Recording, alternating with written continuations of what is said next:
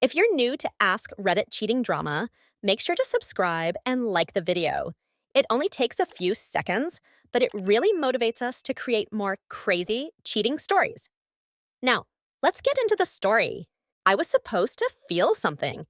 As I stood at the altar next to Daniel, looking into the eyes of the man I had just vowed to spend my life with, I waited for the rush. Love, a joy, fear, anything. But nothing came. Just a strange stillness, like I was watching myself from far away. Everyone said it was the perfect day. The sky was clear, the flowers were breathtaking, the music soft and romantic. I wore the dress every girl dreams about. Daniel looked at me like I was his entire world. I smiled for the cameras, laughed at the toasts, and held his hand through the endless congratulations. From the outside, I was the picture of a happy bride. On the inside, I was floating, disconnected, numb.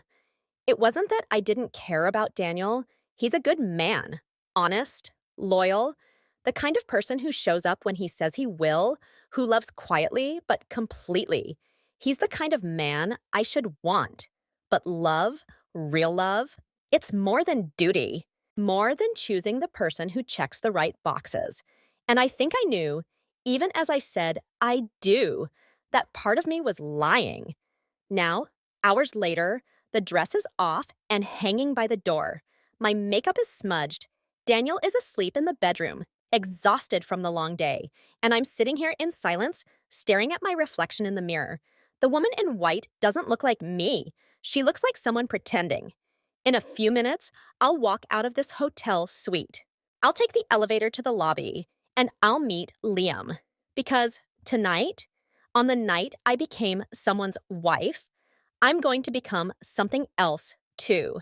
A traitor, a liar, a woman who said yes to one man while her heart was still tangled in another. People always said Daniel was the safe choice, and they were right. He was calm when I was chaotic. He was steady when I fell apart. He was the kind of man who could build a life, a good one, with a house, a mortgage, a 5-year plan, and Sunday morning coffee in bed. And after everything I'd been through, I thought that was exactly what I needed. I met Daniel 2 years after Liam. Liam was fire. He burned hot, fast, and without mercy. He challenged me, saw through me, made me feel alive in a way that terrified me. I loved him with the kind of love that doesn't last, because it's too big, too messy, too demanding. We fell apart like people always do when timing is wrong and hearts are too full. And when it ended, I told myself I wanted something easier, something quieter, something safer. That something was Daniel. He didn't sweep me off my feet. He didn't send me cryptic texts at midnight or read my soul with one glance. But he showed up, again and again. He was gentle with my past, patient with my silences, and kind in the way most people would overlook. I kept telling myself, this is what real love looks like. It's not fireworks. It's foundation. And maybe for a while, I believed it. But belief is fragile. It cracks under the weight of memory. And no matter how far I tried to bury Liam, he never really went away, especially not when he walked back into my life a month before the wedding. I hadn't seen Liam in over 2 years. Not since the night we ended things with broken words and trembling hands, both of us too proud to beg the other to stay.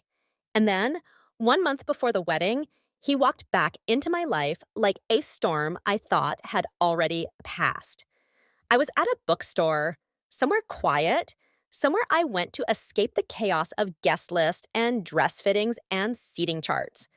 I was standing in front of a shelf, thumbing through a poetry collection when I felt someone behind me. Still reading Neruda when you're anxious? I didn't have to turn around to know it was him. His voice hadn't changed. Still smooth, still low, still curling into my spine like smoke. When I finally looked at him, I felt something inside me shift. He looked the same, but different. more grounded, tired maybe, or just heavier, like life had put weight on him. But those eyes, they still knew me.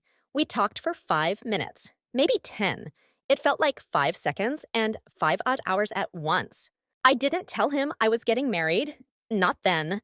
Something about saying it out loud felt too real. Like once I said it, I couldn't take it back. After that day, I thought I wouldn't see him again. I told myself it was just a coincidence, a moment, nothing more. But 2 weeks later, he texted me, Liam, you left your coffee on the shelf, page 72. Neruda would be offended. I stared at the message for a long time. I shouldn't have replied, but I did. And that's how it started. One message turned into two, then into a conversation, then into late night calls I took in the hallway while Daniel was asleep. I kept telling myself we were just catching up, just reconnecting. But I knew better. Every time I saw Liam's name light up my phone, my chest tightened. Every time I heard his voice, I remembered what it was like to feel seen, to feel wanted, to feel alive. And even though I was days away from walking down the aisle, I felt myself drifting, one heartbeat at a time, back to him. The reception had ended in a blur of champagne, hugs, and tired smiles.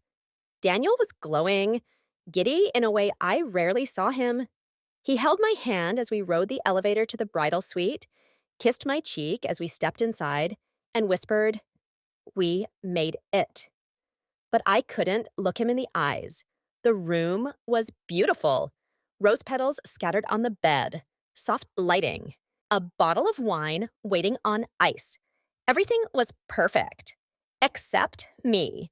I told him I needed a few minutes alone to change out of my dress. He kissed my forehead and stepped into the bathroom to shower. The moment the door clicked shut, I reached for my phone. There was one unread message waiting from Liam. "Are you still sure?" I stared at the screen, my heart pounding so loud I could hear it in my ears. I should have deleted it. I should have thrown the phone across the room. But instead, I typed, I'm already on my way." I didn't think. I just moved. I slipped into a long coat, threw my phone into my purse, and walked out of the suite barefoot, heels in hand. The hotel hallways were quiet, like the whole world was holding its breath. The elevator ride felt eternal. He was waiting outside, leaning against the wall, hands in his pockets, wearing that same expression he always wore when he knew I was doing something I shouldn't, and he wasn't going to stop me. We didn't speak. He took my hand and we walked in silence down the street, around the corner, into a small apartment he was borrowing from a friend for the weekend. Everything felt suspended in time. When he closed the door behind us, I turned to face him. For a moment, neither of us moved. Then he whispered, "Emily," and I broke. I kissed him like it was the last time. Maybe it should have been. Clothes fell. Breathing quickened. The distance we'd tried to keep crumbled in seconds. It wasn't gentle. It wasn't soft. It wasn't romantic. It was messy, raw, desperate. A collision of every word we never said, every choice we didn't make, every moment we lost and still ached for. And in the middle of it, I knew I was undoing everything I had said I'd do only hours ago. And here I was, skin to skin, with a man who wasn't my husband. The room was silent. Not the warm kind of silence, like the one Daniel and I shared when reading in bed. No, this was heavier, thicker, like the air itself was ashamed of us.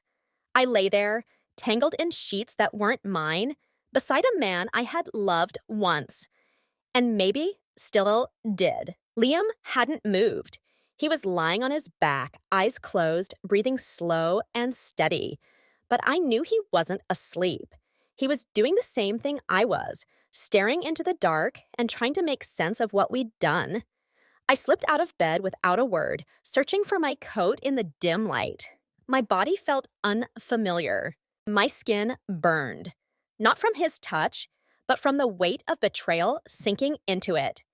In the bathroom mirror, I looked at myself, and for the first time in a long time, I couldn't recognize the woman staring back. Mascara smudged, hair tangled, lips still swollen from the way he kissed me, like he didn't care who I belonged to. And maybe I didn't either. Until now. I thought I would feel something after. Relief, maybe. Freedom. Vindication for all the things I'd buried over the years. But all I felt was shame. Heavy, paralyzing, irreversible. I had broken something I couldn't fix. Not just a vow, not just a promise. Myself. As I stepped back into the room, Liam sat up. He didn't ask if I was okay. He didn't try to stop me. He just said, "I'm sorry." And I believed him. But sorry didn't change the fact that right now, I had a husband asleep in a hotel room, thinking tonight was the first page of our life together, while I had just written the ending before it began. I walked out without another word. Each step down that hallway felt like a confession. When I reached the suite, the lights were off. Daniel was asleep, curled on his bed, one hand resting on the space where I should have been. I crawled in beside him like a coward. His arm instinctively wrapped around me, and I flinched, only slightly, but enough for my stomach to twist. He murmured, half asleep, "I love you." I whispered back, "I love you too." And in that moment, I think I hated myself more than ever. The sun was rising when I finally closed my eyes. Daniel was still asleep beside me, breathing softly, unaware of the war raging just inches away. I watched the light creep across the ceiling, painting gold over our wedding night like some kind of cruel irony. I wanted to believe that what happened with Liam had been a mistake, a moment of weakness, a final goodbye, something I could lock away and never speak of again. But the truth settled deep in my chest, unmoving. It wasn't a mistake, it was a choice. And I made it. The days that followed blurred together. Thank you cards, leftover cake, framed photographs filled with smiles I couldn't recognize anymore.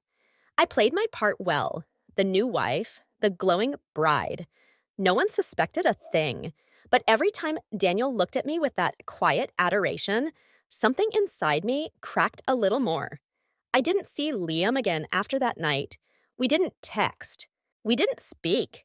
Whatever that was, it ended the second I walked out of his apartment. And maybe that's what hurts the most, that he let me go, that I let me go. Sometimes I wonder if he thinks about me, about us. I wonder if he ever lies awake the way I do, staring into the dark, replaying the moment everything changed, but wondering won't undo what happened. And love, whatever kind it was between me and Liam, was never meant to survive in the light. So I stayed with Daniel. I learned how to love him again in small, quiet ways. I learned how to forgive myself in even smaller ones. I poured everything into being the woman I promised I would be, hoping it might someday outweigh the one I had been that night. And maybe that's what marriage really is. Not just the vows you speak aloud, but the silent choices you make afterward. Every single day, I choose this life. I choose Daniel. I choose the truth I want to live, even if I have to bury the one I'll never stop remembering. Because in the end, love doesn't always come wrapped in righteousness. Sometimes it comes wrapped in regret, and you live with it quietly, completely, forever.